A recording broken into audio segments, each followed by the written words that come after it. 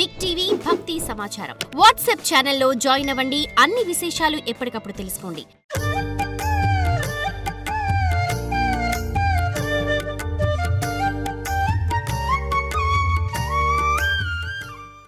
మనిషి అవతారం అయిన తర్వాత ప్రతి ఒక్కరు కూడా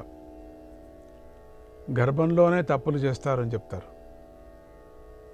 అటువంటి తప్పులను క్షమించి ఉద్ధరించమని, ఎందుకు ఈ ప్రపంచానికి, ఈ భూలోకానికి ఈ జీవిగా ఎందుకు పుట్టించావో ఏం తెలియదు. నువ్వు ఏం చేస్తే అది అంతే. నువ్వు శిక్షిస్తే శిక్ష పడుతున్నాం, నువ్వు సంతోషపెడితే సంతోషపడుతున్నాం. కీలు బొమ్మలాట, తోలు బొమ్మలాట రెండు ఒకటే. కీలు బొమ్మలు కీ ఇస్తే కాసేపు ఆడుతుంది, తోలు బొమ్మ ప్రతి మూమెంట్కు ఆడించాల. అట్లా కొంతమంది కీలతో ఆడేటువంటి వాళ్ళు ఉన్నారు. కీ ఇస్తే బ్యాటరీ వేసిన కరెంట్లో రీఛార్జర్ అయినప్పటికి కూడా అది అయిపోయేంత వరకు ఆడుతూ ఉంటారు. చూడండి, మిమ్మల్ని ఆడించాలా, నేను ఆడించిన పని లేదు, నేనే ఆడుతున్నాను అని ఆడే జనం ఉన్నారు. కీలు బొమ్మలు. ఇక తోలు బొమ్మలు అంటారా? తోలు బొమ్మలు 10 వేళ్లకు 10 దారాలు కట్టుకొని ఒక్కొక్క బొమ్మకు 5 అవయవాల్ని దారాలతో ఆడిస్తుంటారు. చెయ్యి పైకెత్తటం, 2 చేతులు పైకెత్తటం, కాళ్ళను పైకి ఎత్తటం, కాలుతో తన్నటం, యుద్ధం చేయటం, కత్తి పట్టుకొని యుద్ధం చేయటం, ఇవన్నీ కూడా ఒక 2 బొమ్మలతో 10 వేళ్లతో ఆడిస్తూ ఉంటారు. ఒక చిన్న తెరలాగా వేసి, తెల్లగా ఉండేటువంటి తెరలాగా వేసి ఒక దీపం పెట్టి ఆ దీపం యొక్క నీడలో ఆడిస్తూ ఉంటారు. చూసేవాళ్ళకి ఎంత ప్రమాయితుందంటే నిజంగా అక్కడ ఆడుతున్నారేమో అనేటువంటి ఒక భావన తీసుకొస్తారు. ఆడించేవాళ్లే పాడుతూ ఉంటారు, వాళ్ళదే మాటలు. అటు ఆడగొంతు, అటు మనిషి గొంతు, మగవాడి గొంతు. పిల్ల బొమ్మ ఉంటే పిల్ల గొంతు. అరుపులు, పక్షుల అరుపులు కానీ, గుర్రాల అరుపులు కానీ, అవి కూడా ఒక గొంతు. ఇట్లా ఇది తోలుబొమ్మ ఆట. ఇప్పుడు మీరు దానికి మనం చూడలేము. మనం పూర్వం చేస్తూ ఉండ్రి. ఒక 20-25 సంవత్సరాల కిందట జరిగేది. ఇప్పుడు ఆ విద్య లేదు, నశించిపోయింది. ఎక్కడెక్కడో ఉండొచ్చు, దాన్నే టీవీలో కూడా చూపించవచ్చు. అదొక్కటే ఇప్పుడు మనకు ఆధారం, ప్రత్యక్షంగా ఆధారం లేవు. అటువంటి తోలుబొమ్మలు పెట్టెలు మా ఆశ్రమానికి తీసుకొచ్చారు, ఎవరో ఇచ్చారు. రామాయణం అది, తోలుబొమ్మలది. మీరు మ్యూజియంకి వెళితే చూడొచ్చు. ఆ పెయింటింగ్స్ కూడా అప్పటి కాలం యొక్క పెయింటింగ్స్ ఇప్పుడు కూడా ఇంకా తొడిచిపోలేదు. అవి కాయగూరలతో, ఆకుతో చేసేటువంటి ఆ రంగు మిశ్రణం, ఆ రంగు ఎప్పటికీ పోలేదు. ఆ తోలు మీద వేస్తే, తోలు అనుకోండి, ప్రాణుల తోలు అది, ఇంకా మనం ఏం చెప్పలేము దాన్ని. అది ఉండేదే విద్య, అది అటువంటి విద్య అది. ఆ తోలు మీద వేస్తే ఆ తోలు పురుగు పట్టదు. వేసినటువంటి రంగు ఆ తోలుకి పురుగు పట్టుకోకుండా ఉండేటువంటి ఒక మెడిసిన్ లాగా ఉంటుందేమో, తెలియదు దానికి. చెడిపోవు ఎన్నేళ్ళు పెట్టినా కూడా. పెట్టెల మీద రాస్తారు రామాయణం, మహాభారతం అని. ఒక్కొక్క పెట్టె, ఒక్కొక్క రోజు ఒక్కొక్క పెట్టె ఆడిచ్చేవాళ్ళు. ఈరోజు రామాయణం. కొన్ని చోట్ల టికెట్ పెట్టేవాళ్ళు, కొన్ని చోట్ల అక్కడ ఆ ఉండేటువంటి రెడ్డీస్, పటేల్స్ ఉంటారు కదా, పెద్ద పెద్ద వాళ్ళు ఖర్చులంతా ఇచ్చి వాళ్ళు ఆడించేవాళ్ళు. వాళ్ళ యొక్క నామకరణ ఉత్సవాలకు కానీ, పెళ్ళిళ్ళకి కానీ అట్లా ఆడించేవారు. ఇంత డీటెయిల్గా ఎందుకు చెప్తున్నా అంటే నేను చూశాను చిన్నప్పుడు కాబట్టి. ఎంత డీటెయిల్ తప్పకోకుండా ఒకటొకటిగా చెప్పుకున్నాను మీ దగ్గర.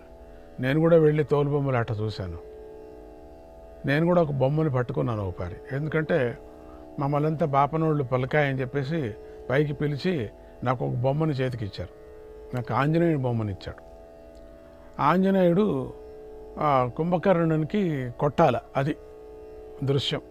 ఎంత ఆత్రం అంటే నాకు కుంభకర్ణుడు వచ్చే లోపల ఈ నాటకం చెప్పేటువంటి ముందుగా ఒక సూక్తి చెప్పేవాడు వస్తాడు. అంటే ముందు జరిగేటువంటి ఏమిటిని వచ్చి చెప్తాడు. ఈ ఆంజనేయ బొమ్మను దింపాలి ఆవిడ అట్లే పెట్టించారు ఈ చేత్తో. వాడు చెప్తుంటే వాడిని కొట్టి పెట్టేశారు. అప్పుడు తెర వేసి అక్కడ పెట్టి, అయ్యో ఇప్పుడు వీడిని ఎందుకు కొడతావు, నువ్వు కొట్టాల్సింది కుంభకర్ణుడు నేను కొట్టాలని. నాకేం తెలుసు, మీరు చెప్పలేదే, ఇప్పుడు వచ్చేవాడిని కొట్టమన్నారు, కొట్టేశాను అంతే. అవి నవ్వి చాలైపోయింది అందరికీ కూడా. అట్లా ఏమంటే కుంభకర్ణుడు అనుకోండి అని ఆ విధంగా స్టూల్ వేసి పైన నిలబెట్టారు నన్ను. నిలబెట్టి ఆ బొమ్మను ఇట్లా ఆడించాడు. బాగా ఆడించాను ఒక చేత్తోనే మాత్రం. ఇంకొక బొమ్మ ఇవ్వలే నాకు వాళ్ళు. మంచి పని అయినా చాలిక కింద దిగి ఆ ముందు తట్టు వెళ్ళి కూర్చోపోన్నారు. సరే కూర్చోను, అంతే నా పని. నేను కుంభకర్ణుని నువ్వు కొట్టావనైనా చాలు వెళ్ళిపోయి కుంభకర్ణుని కొట్టుకోకుండానే వెళ్ళాను. మనసులో నిలిచిపోయింది, కుంభకర్ణుడు నన్ను కొట్టలేదే ఎట్లా అని. అట్లా ఇంకొక రోజు వెళ్ళాను మళ్ళీ. ఏనైనా వచ్చాను, కుంభకర్ణుని కొట్టాలని వచ్చాను.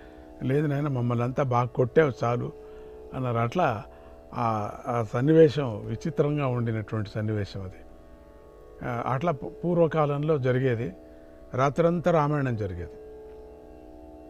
రాత్రంతా ఈ కృష్ణలీల తరంగణి జరిగేది.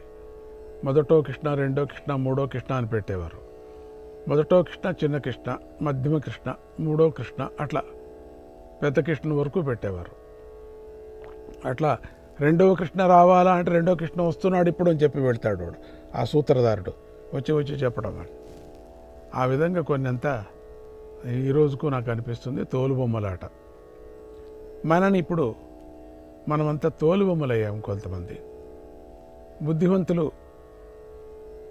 చాలా బుద్ధివంతులు కీలుబొమ్మలయ్యాం. అంటే సూర్యుడి వెలుతులతోనే ఆడేటువంటి బొమ్మలు ఉన్నాయి. రీఛార్జ్ చేస్తే ఆడే బొమ్మలు ఉన్నాయి. కీ ఇస్తే ఆడే బొమ్మలు ఉన్నాయి. అట్లా ఈ బొమ్మలు, తోలు బొమ్మల మధ్యలో కీలు బొమ్మలు చేరుకొని నానా అవస్థ పడుతున్నాం మనం. అంటే నిజమైనటువంటి ఎవరు నొప్పిపడ్డాడో ఆ మధ్యలో వీడు చేరుకొని కీలుబొమ్మ, నొప్పి పడిన వాడిని తీసేసి తానే అన్ని బెనిఫిట్స్ పొందుతున్నాడు. ఇది కీలుబొమ్మలాట.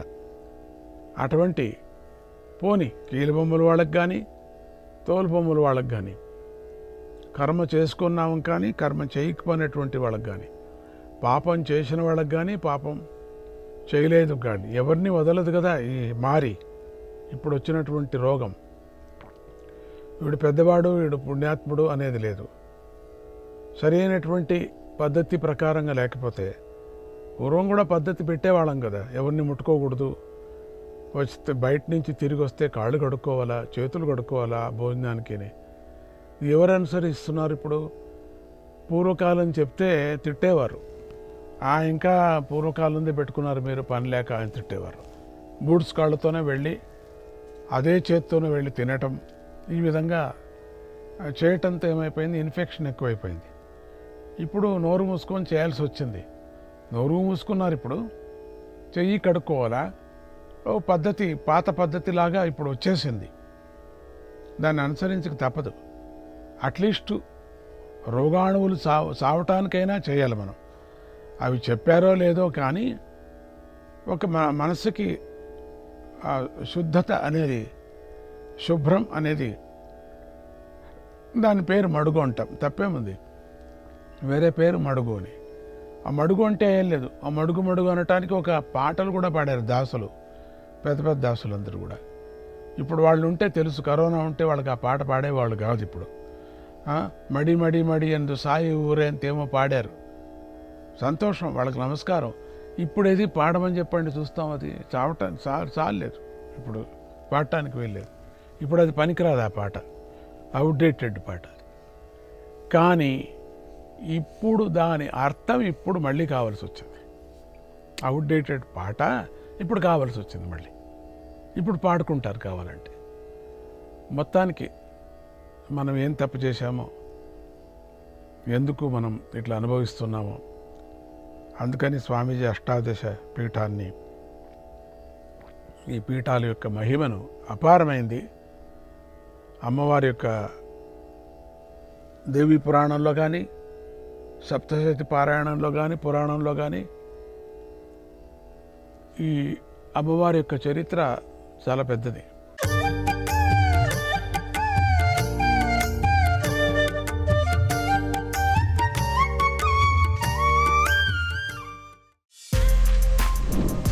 For more videos like this, subscribe Big TV channel.